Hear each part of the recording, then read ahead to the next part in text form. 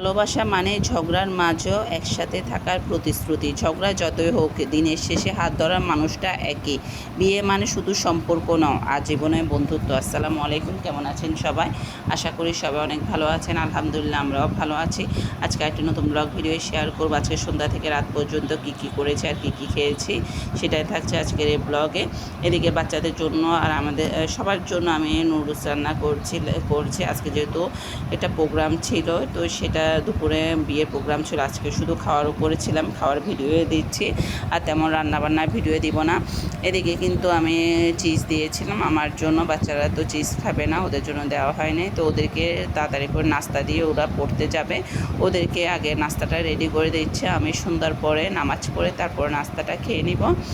এরপরে কিন্তু আপনাদের ভাই আমাকে জিজ্ঞাসা করেছিল রাত্রে, যেহেতু রান্না কোনো প্রিপারেশন ছিল না, আমি ভাবছি কিছুই খাবো না, যেহেতু নুডলস একটা ভরপেট খাবার, এটা খেয়েও পেট ভরে যায়। তারপর আপনাদের ভাইয়া বলেছে কি আনবে, তো আমি বলছি যেহেতু বাচ্চারা খাবে, ওকে বলেছি বিরিয়ানি প্যাকেট একটা আনতে, কিন্তু ও তো নাছরবান্দা, ও দুইটা নিয়ে এসেছে। কেননা বলে যে তুমি খাবে না, আমি যে না, আমার তো তেমন একটা বিরিয়ানি আমি লাভার না, বা চিকেন পোলাও এগুলো লাভার না, আমি তেমন একটা পছন্দ না। তারপরেও কি আর করা, যেহেতু এনেছে এটা তো আর ফেলে দেওয়া যাবে না, সেটা খেয়ে নিয়েছি।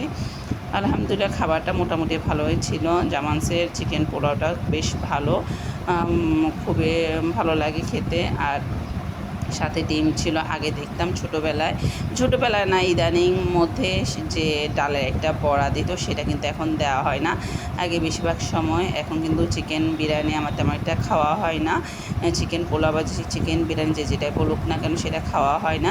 সেজন্য জানি না এটা কত বছর থেকে দিচ্ছে না। যে কাবাবটা ছিল বা ডালের বড়া ছিল, সেটা এখন দেওয়া হয় না। ওইটা খেতে কিন্তু বেশ মজা ছিল।